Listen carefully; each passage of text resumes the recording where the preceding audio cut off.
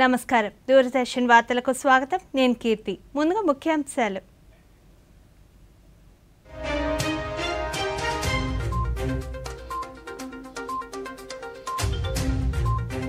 ఢిల్లీలో జాతీయ పర్యావరణ సదస్సులో ప్రసంగించిన రాష్ట్రపతి చిన్నారులను మొక్కల పెంపకం దిశగా ప్రోత్సహించాలన్న ద్రౌపది ముర్ము. రాష్ట్ర వ్యాప్తంగా తెలుగుదేశం పార్టీ 43వ ఆవిర్భావ దినోత్సవ వేడుకలు. పేదల సంక్షేమానికి టీడీపీ ఎల్లప్పుడూ ముందుంటుందన్న ముఖ్యమంత్రి ఎన్ చంద్రబాబు నాయుడు. రేపు ఉగాది నూతన సంవత్సరం సందర్భంగా రాష్ట్ర గవర్నర్ శుభాకాంక్షలు. అందరికీ కొత్త ఉత్సాహాన్ని, ఉజ్వల భవిష్యత్తును అందిస్తుందని ఎస్ అబ్దుల్ నజీర్ ఆకాంక్ష. ఛత్తీస్గఢ్లో భారీ ఎన్కౌంటర్, 16 మంది మావోయిస్టుల హతం. 2026 మార్చి నాటికి నక్సలిజాన్ని నిర్మూలించడమే లక్ష్యమన్న కేంద్ర హోంమంత్రి అమిత్ షా. ప్రధాని మన్ కీ బాత్ కార్యక్రమం రేపు ఉదయం 11 గంటలకు. తెలుగు అనువాదం వెనువెంటనే దూరదర్శన్ సప్తగిరిలో ప్రసారం. వార్తల్లోని వివరాలు చూద్దాం. పర్యావరణ పరిరక్షణకు ప్రతి ఒక్కరూ కృషి చేయాలని రాష్ట్రపతి ద్రౌపది ముర్ము పేర్కొన్నారు. ప్రతి ఒక్కరి జీవితంలోనూ పర్యావరణ పరిరక్షణ భాగం కావాలని తెలిపారు. కొత్త ఢిల్లీలో ఈరోజు జరిగిన జాతీయ పర్యావరణ సదస్సును రాష్ట్రపతి ప్రారంభించారు. అనంతరం ఆమె మాట్లాడుతూ ప్రపంచవ్యాప్తంగా పర్యావరణ సమస్యలు పెరుగుతున్నాయన్నారు. అటవీ, జల, వన్యప్రాణుల సంరక్షణ వంటివి పర్యావరణ పరిరక్షణలో కీలకమని పేర్కొన్నారు. భూతాపాన్ని దృష్టిలో పెట్టుకుని ప్లాస్టిక్ వినియోగాన్ని సాధ్యమైనంత వరకు తగ్గించాలని రాష్ట్రపతి సూచించారు. చిన్నారులను మొక్కల పెంపకం దిశగా ప్రోత్సహించాలన్నారు. పర్యావరణాన్ని నేడు పరిరక్షించుకోకపోతే భవిష్యత్తు తరాలకు పెనుముప్పు పొంచి ఉంటుందని ద్రౌపది ముర్ము హెచ్చరించారు. प्रतिदिन अनेक उद्देश्यों और कार्यक्रमों का ध्यान में रखते हुए और जहाँ तक हो सके उन्हें अपने दैनिक जीवन का हिस्सा बनाएं। जागरूकता पर आधारित निरंतर सक्रियता तथा सबकी भागीदारी से ही पर्यावरण संरक्षण और संवर्धन संभव हो सकेगा।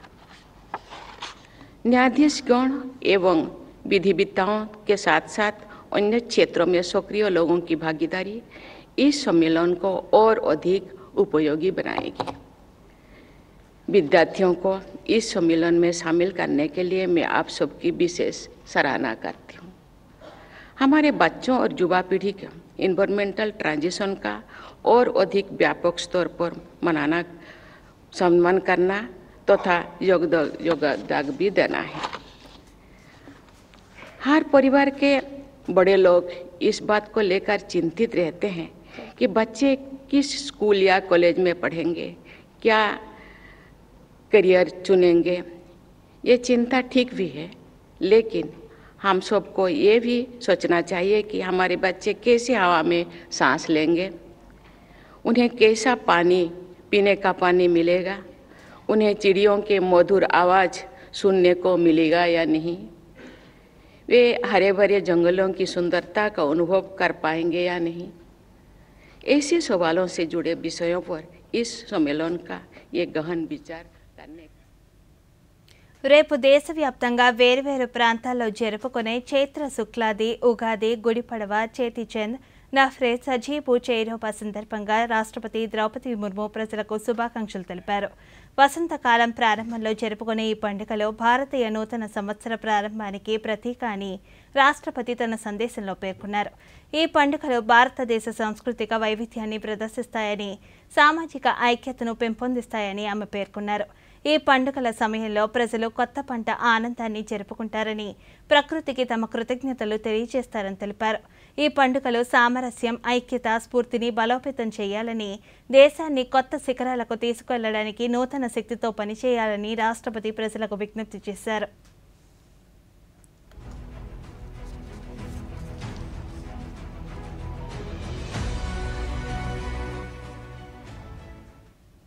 రేపు శ్రీ విశ్వవసు నామ సంవత్సర ఉగాది పండుగ తెలుగు నూతన సంవత్సర దినోత్సవం సందర్భంగా ఆంధ్రప్రదేశ్ ప్రజలకు ప్రపంచవ్యాప్తంగా నివసిస్తున్న తెలుగు ప్రజలందరికీ రాష్ట్ర గవర్నర్ ఎస్ అబ్దుల్ నజీర్ శుభాకాంక్షలు తెలిపారు.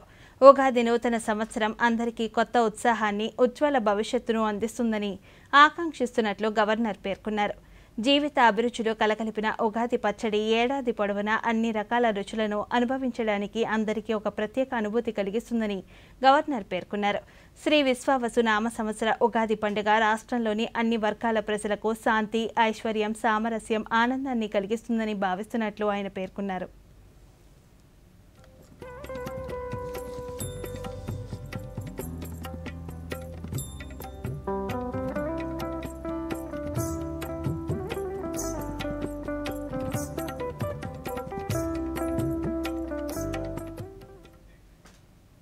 తెలుగుదేశం పార్టీ 43వ ఆవిర్భావ దినోత్సవ వేడుకలు రాష్ట్ర వ్యాప్తంగా ఘనంగా జరుగుతున్నాయి.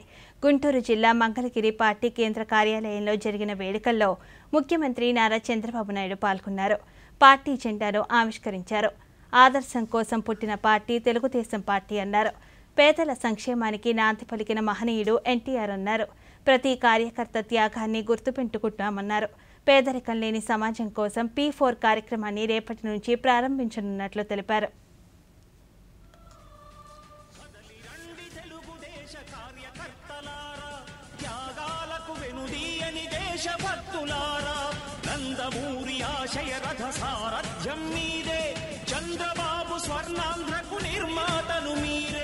నలభై 43 సంవత్సరాలు పూర్తి చేసుకుని 44వ సంవత్సరంలో అడుగుపెట్టాం. ఒక మహనీయుడి యొక్క విజన్ మామూలుగా అధికారం కోసం రాలేదు. రాష్ట్రంలో జరిగే పరిస్థితులన్నీ కూడా చూసిన తర్వాత శ్రేయోభిలాషులతో మాట్లాడాలి.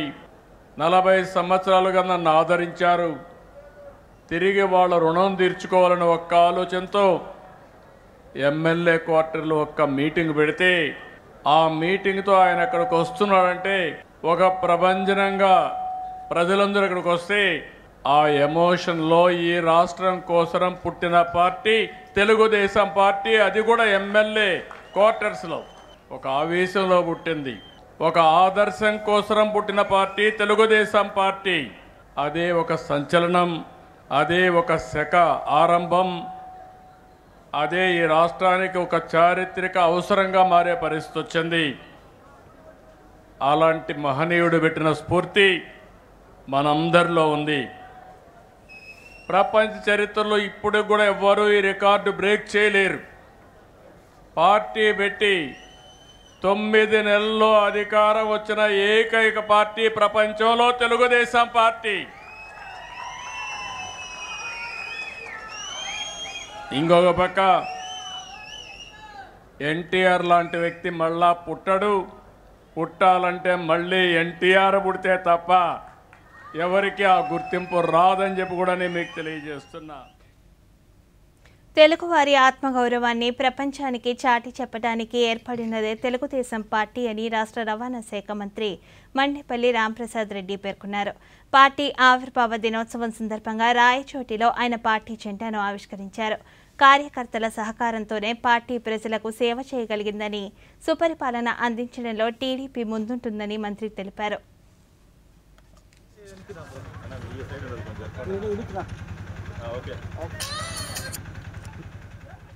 23 వసంతాలు పూర్తి చేసుకొని రాష్ట్రంలోనే కాకుండా 175 నియోజకవర్గాల్లో కార్యకర్తలు అయితేనేం, తెలుగుదేశం పార్టీ మద్దతుదారులు అయితేనేం ఈరోజు ఒక పండుగ వాతావరణంలో ఈ ఆవిర్భావ దినోత్సవాన్ని జరుపుకుంటున్నాం.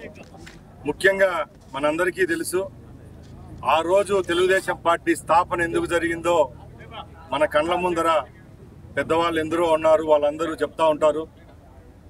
ఆ రోజు అన్న ఎన్టీఆర్ తెలుగువాని ఆత్మగౌరవాన్ని నిలుపుకునేదానికి రాష్ట్రం ఆ రోజు ఢిల్లీ వాళ్ళ సంఖ్యల నుంచి బయటికి తెచ్చేదానికి, ముఖ్యంగా తెలుగువారి కోసం ఒక పార్టీ ఉండాలా, వాళ్ళకు మంచి చేయాలా, బడుగు బలహీన వర్గాల కోసం పార్టీని స్థాపించారు. ఆ రోజు ఎన్టీఆర్ గారి నుంచి ఈరోజు చంద్రబాబు నాయుడు గారి వరకు తెలుగుదేశం పార్టీని మోస్తుంది కార్యకర్తలేని మా నాయకుడైతేనే మేమైతేనే ముక్త కంఠంతో చెప్తున్నాం. ముఖ్యంగా తెలుగుదేశం పార్టీకి వెన్నెముకగా ఉండి ఆ రోజు నుంచి ఈ రోజు వరకు ఎందరో కార్యకర్తలు బలైనారు. వాళ్ళందరి కుటుంబాలకు కూడా మా నాయకత్వం తరపున, పార్టీ అధినాయకుని తరపున, నా తరపున వాళ్ళందరికీ శ్రద్ధాంజలి ఘటిస్తున్నాం. శ్రీకాకుళం జిల్లాలో టీడీపీ ఆవిర్భావ దినోత్సవ వేడుకలు ఘనంగా నిర్వహించారు. రాష్ట్ర వ్యవసాయ శాఖ మంత్రి కింజరపు అచ్చెన్నాయుడు శ్రీకాకుళంలో ఏర్పాటు చేసిన కార్యక్రమంలో మాట్లాడుతూ బడుగు బలహీన వర్గాల కోసం ఆవిర్భవించిన పార్టీ టీడీపీ అన్నారు. 2024 ఎన్నికల్లో పార్టీ గెలుపుకు కార్యకర్తలే కీలకమయ్యారన్నారు.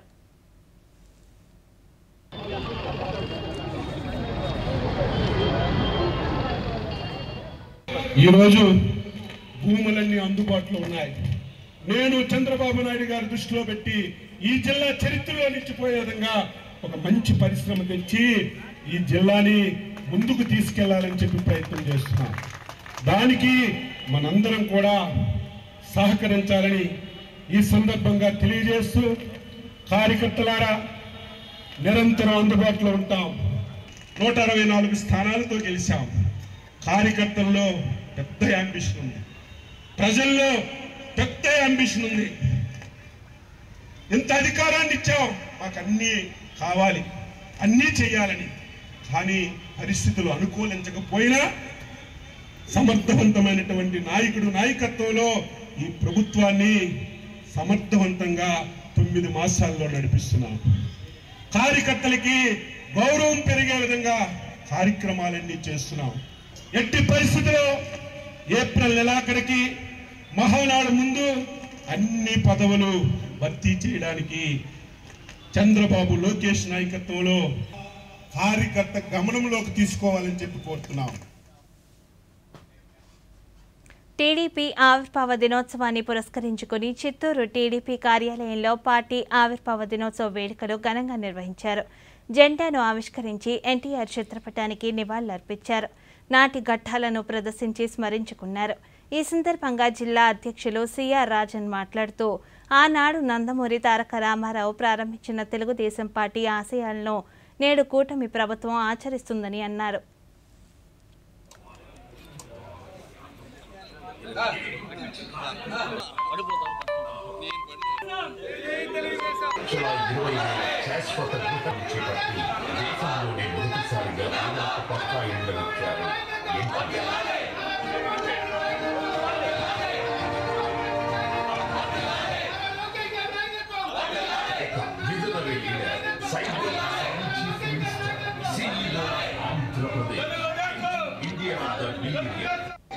చంద్రబాబు గారి సారథ్యంలో తెలుగు వారి జీవనాన్ని అభ్యుదయం వైపు.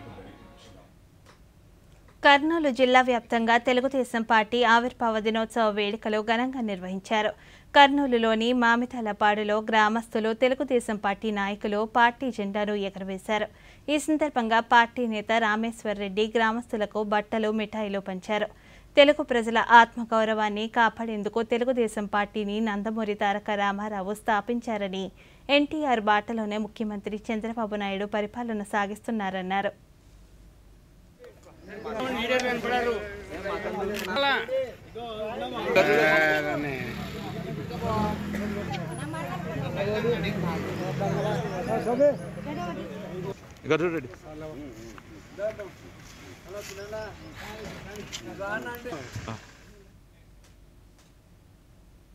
విజయనగరం జిల్లా తెలుగుదేశం పార్టీ 43వ ఆవిర్భావ దినోత్సవం వేడుకలు ఘనంగా నిర్వహించారు. పాలిట్ బ్యూరో సభ్యుడు పూసపాటి అశోక్ గజపతిరాజు పార్టీ జెండాను ఎగురవేశారు. ఈ కార్యక్రమంలో పార్లమెంట్ పార్టీ అధ్యక్షుడు కిమిడి నాగార్జున, లోక్సభ సభ్యుడు కలిశెట్టి అప్పలనాయుడు, శాసనసభ్యురాలు పూసపాటి అతిథి విజయలక్ష్మి గజపతిరాజు నివాళులర్పించారు.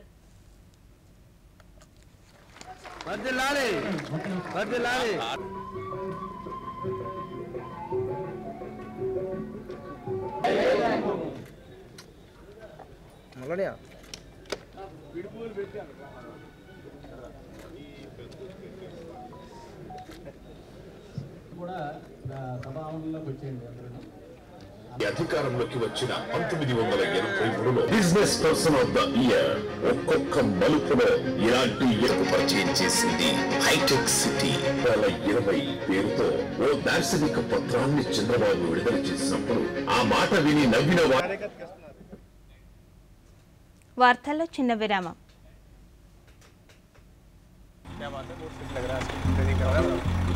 మూడు నెలల్లో డబ్బు డబుల్.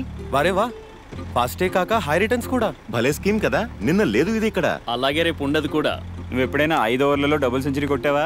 ఇలాంటి స్కీమ్ల ప్రలోభానికి లొంగిపోతే మనం మోసపోగలం. ఆర్బీఐ అంటుంది మీ డబ్బుని సురక్షితంగా ఉంచుకోండి, తెలివిగా పెట్టుబడి పెట్టుకోండి. ఎక్కువ రిటర్న్స్ వెనకాల పడితే రిస్క్ కూడా అంతే ఎక్కువ ఉంటుంది. ఇంకా ఫాస్ట్ రిటర్న్స్ తో జాగ్రత్త. ఇంకా ఫాస్ట్ బౌలింగ్ తో కూడా. ఆర్బీఐ అంటుంది విషయాలు తెలుసుకోండి, జాగరూకంగా ఉండండి. వార్తలకు తిరిగి స్వాగతం. పవిత్ర రంజాన్ ఉపవాసాలను పురస్కరించుకొని గుంటూరు జిల్లా మంగళగిరి బస్టాండ్ సమీపంలోని పేద ముస్లిం మైనార్టీకి చెందిన షేక్ షెహన్సా నివాసాన్ని రాష్ట్ర విద్యా ఐటీ శాఖల మంత్రి నారా లోకేష్ ఆకస్మికంగా సందర్శించారు. షెహన్సా కుటుంబ సభ్యులతో కలిసి మంత్రి లోకేష్ ఇఫ్తార్ విందులో పాల్గొన్నారు. ముస్లింల సాంప్రదాయ కుఫీ టోపీ ధరించి వారి కుటుంబ సభ్యులకు పండ్లు తినిపించి ఉపవాస దీక్షను విరమింపచేశారు. ఈ సందర్భంగా మంత్రి లోకేష్ షెహన్సా ఉంటున్న ఇంటి స్థితిని చూసి అతనికి ఇల్లు నిర్మించి ఇస్తానని హామీ ఇచ్చారు.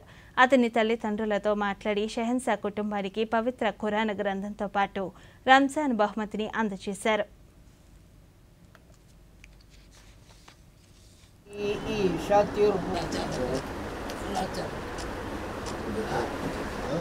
बना है जो बहुत चला है ना, जो करना है हम करेंगे. अच्छा ठीक है. हमने किसका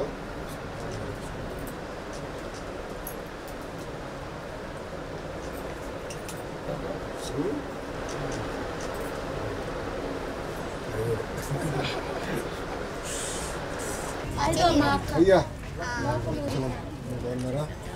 नमस्कार अम्मा.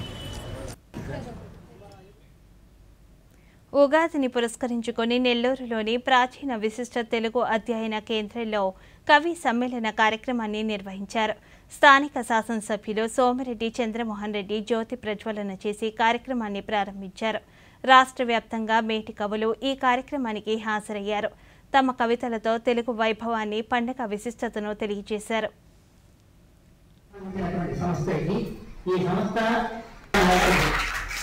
తెలుగు భాషకు, తెలుగు సాహిత్యానికి, తెలుగు చరిత్రకు, సంస్కృతికి మనకు అన్ని వేళ సహాయ సహకారాలు అందిస్తూ ఉన్నటువంటి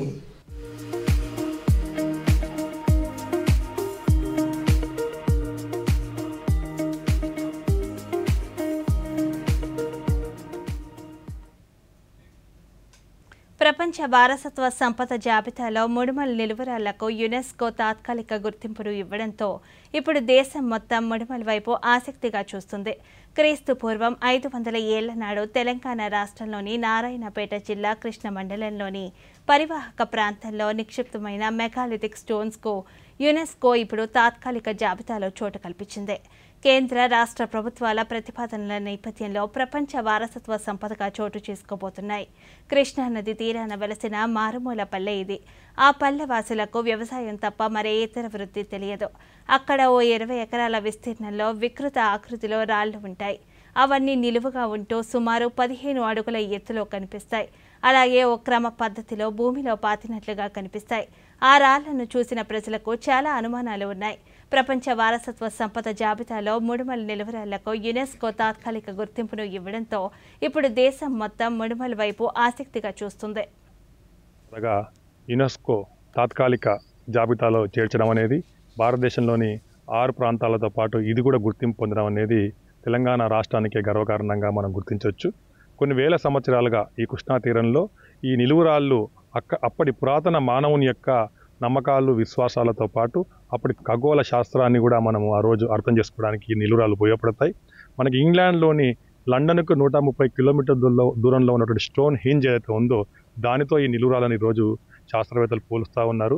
సూర్యుని యొక్క దిశలను, నక్షత్రాల యొక్క దిశలను గుర్తించడానికి ఆ రోజు ఆదిమానవులు ఉపయోగించారు. ఈరోజు జూన్ 21 రోజు ఇప్పటికి కూడా ఆ స్టోన్ హెంజ్లో అనేక పూజలు చేస్తూ ఉంటారు. ఈ నిలువురాళ్ళు కూడా ఉడుమాల్ గ్రామంలో ఈరోజు చారిత్రక ఆనవాలుగా ఆ నిలువురాళ్ళు మనకు కనిపిస్తున్నాయి. వాటి గురించి మొత్తం ఈ నక్షత్ర గమనాన్ని తర్వాత సూర్యగోళ గమనాన్ని ఇచ్చేయడానికి, దాన్ని గమనించడానికి, దాన్ని లెక్కించడానికి ఆ నిలువరాళ్ళు ఉన్నాయని చెప్పేసి ఒక కథనం ముందు ప్రాచుర్యంలోకి వస్తే, రెండో కథనం లేదు అక్కడ ఆదిమ మానవుని యొక్క సమాధులు ఉన్నాయి, దానికి సంబంధించిన నిలువరాళ్ళు పాతిందని చెప్పి ఇంకో కథనం అనేది ఉంది. భూకంపం కారణంగా ఇబ్బందులు ఎదుర్కొంటున్న మయన్మార్ ప్రజలకు భారత్ అండగా ఉంటుందని ప్రధాని నరేంద్ర మోదీ అన్నారు. మయన్మార్ సీనియర్ జనరల్ మిన్ ఆంగ్ లెంగ్తో మాట్లాడి భూకంప మృతుల పట్ల తీవ్ర సంతాపం వ్యక్తం చేశారు.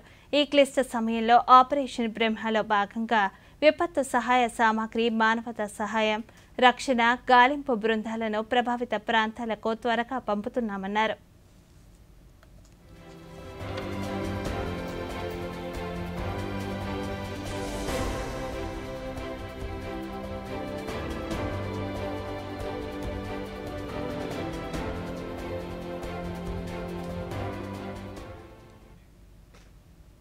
కేరళ రాష్ట్రం కొచ్చిలోని బ్రహ్మపురంలో కంప్రెస్డ్ బయోగ్యాస్ ప్లాంట్ నిర్మాణం ఎట్టకేలకు పూర్తయింది.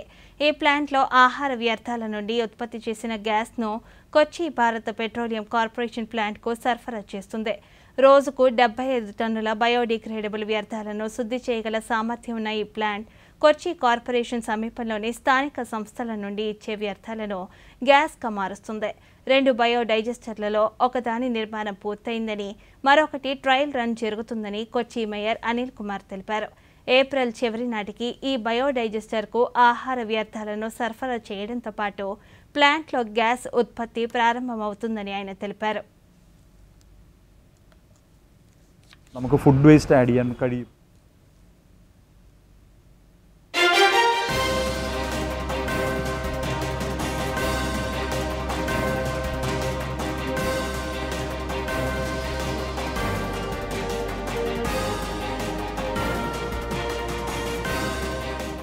രണ്ട് ബയോഡൈജസ്റ്ററുകളിൽ ഒരു ബയോഡൈജസ്റ്ററിൻ്റെ പണി പൂർണ്ണമായും പൂർത്തീകരിച്ചു.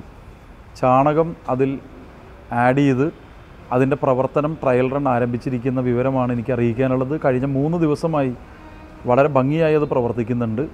1 മാസം എത്തുമ്പോൾ അതിലേക്ക് നമുക്ക് ഫുഡ് വേസ്റ്റ് ആഡ് ചെയ്യാൻ കഴിയും. తమిళనాడులోని కన్యాకుమారి సాగర తీరంలో ఉగ్రవాదుల చొరబాట్లను నిరోధించడానికి సాగర్ కవచ్ విన్యాసాలు జరిగాయి. కన్యాకుమారి జిల్లాలోని ఆరోగ్యపురం నుండి నిరోడి వరకు 68 కిలోమీటర్ల సముద్ర ప్రాంతంలో జరిగిన ఈ విన్యాసాల్లో 10 మందికి పైగా కోస్ట్ గార్డ్ గ్రూప్ పోలీసులు పాల్గొన్నారు. సముద్రం ద్వారా ఉగ్రవాదుల చొరబాట్లతో పాటు మాదక ద్రవ్యాల కార్యకలాపాలను నివారించడానికి ఈ విన్యాసాలను నిర్వహిస్తున్నట్లు జిల్లా కోస్ట్ గార్డ్ గ్రూప్ పోలీసులు తెలిపారు.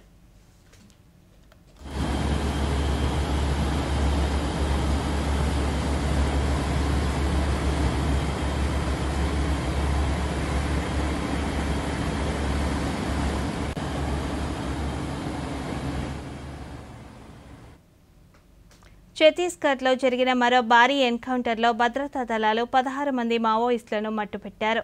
సుక్మా జిల్లాలో ఈ ఉదయం భద్రతా దళాలకు మావోయిస్టులకు మధ్య ఎదురుకాల్పులు చోటు చేసుకున్నాయి. సుక్మా దంటేవాడ సరిహద్దుల్లోని ఉప్పనల్లి వద్ద గోకుండ అటవీ ప్రాంతంలో కూంబింగ్ నిర్వహిస్తున్న భద్రతా దళాలపై మావోయిస్టులు కాల్పులకు తెగబట్టారు. దీనికి ప్రతిగా భద్రతా దళాలు ఎదురుకాల్పులకు దిగాయి.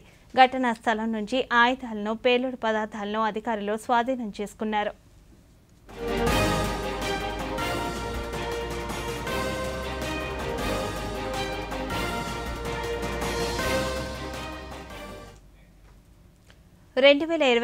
మార్చి 31లోపు నక్సలిజాన్ని నిర్మూలించాలనే దృఢ సంకల్పంతో ముందుకు వెళ్తున్నామని కేంద్ర హోంమంత్రి అమిత్ షా స్పష్టం చేశారు.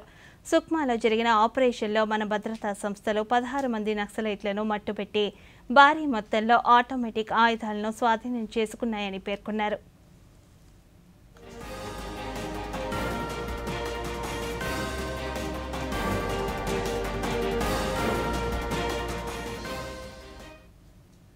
పర్యావరణ పరిరక్షణ అందరి బాధ్యతని కేంద్ర పర్యావరణ శాఖ మంత్రి భూపేంద్ర యాదవ్ అన్నారు.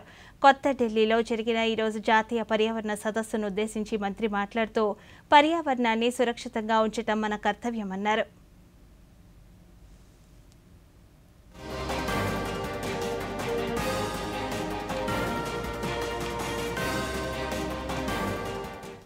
environment protection is in Indian ethos.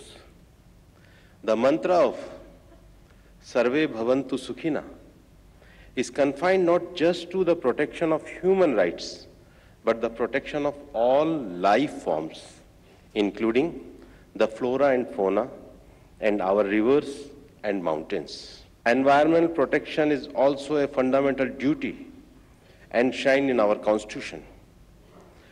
But international level, under the Paris Agreement, the world arrived at a consensus that the global community needs to unite to fight climate change. But the world also agreed that this fight must be based on the principle of common but differentiated responsibilities and respective capabilities. భూకంపాల కారణంగా అతలాకుతలమైన మయన్మార్కు భారత్ అందిస్తున్న సహాయంపై విదేశాంగ శాఖ మంత్రి yes Jayashankar సామాజిక మాధ్యమం వేదికగా వివరాలు వెల్లడించారు. భారత నౌకాదళానికి చెందిన ఐఎన్ఎస్ సాత్పురా, ఐఎన్ఎస్ సావిత్రి నౌకలో 40 టన్నుల మానవతా సహాయంతో మయన్మార్ యాంకన్ పోర్టుకు బయలుదేరగా 80 మందితో కూడిన ఎన్డీఆర్ఎఫ్ బృందం వాయు మార్గంలో మయన్మార్ రాజధాని నేపిడాకు బయలుదేరిందని తెలిపారు.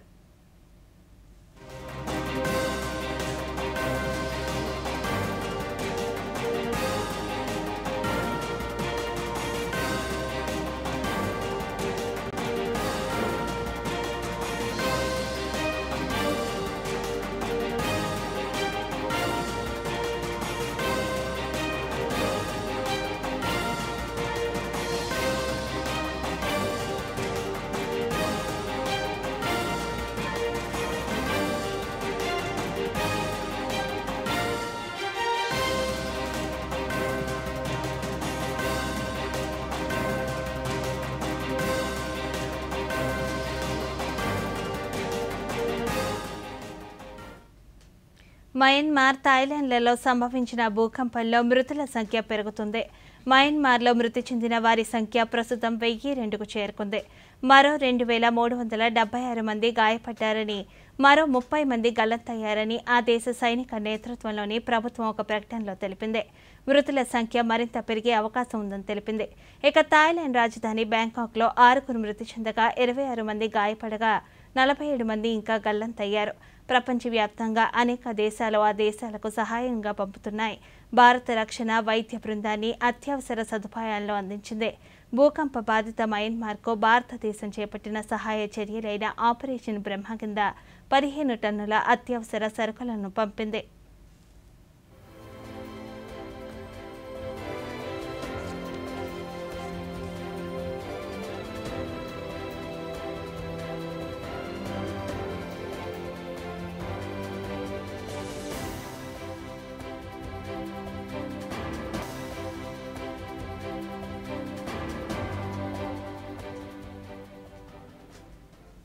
ప్రధానమంత్రి నరేంద్ర మోదీ రేపు నాగ్పూర్ పర్యటించనున్నారు. పర్యటనలో భాగంగా ఆర్ఎస్ఎస్ కార్యాలయాన్ని సందర్శిస్తారు. ఆర్ఎస్ఎస్ స్థాపకులు కేశవ్ బలిరామ్ హెగేడ్వార్ ఇంకా 2వ సర్సంఘచాలక్ మాధవ్ సదాశివ్ గోల్వాకర్కు శ్రద్ధాంజలి ఘటిస్తారు. అంతేకాకుండా మాధవ్ నేత్రాలయ భవన విస్తరణ పనులకు శంకుస్థాపన చేసి సభను ఉద్దేశించి ప్రసంగిస్తారు. అనంతరం దీక్షా భూమిలోని బాబాసాహెబ్ అంబేద్కర్కు శ్రద్ధాంజలి ఘటిస్తారు.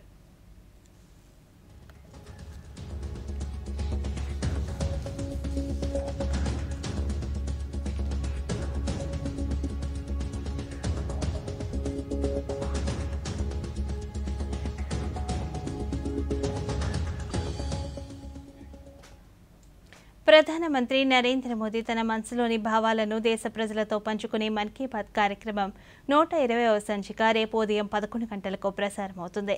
ఆకాశవాణి సమన్వయంతో దూరదర్శన్ ఛానళ్లు మన్ కీ బాత్ కార్యక్రమాన్ని ప్రసారం చేస్తాయి. ఈ కార్యక్రమ తెలుగు అనువాదం వెనువెంటనే దూరదర్శన్ సప్తగిరిలో ప్రసారమవుతుంది.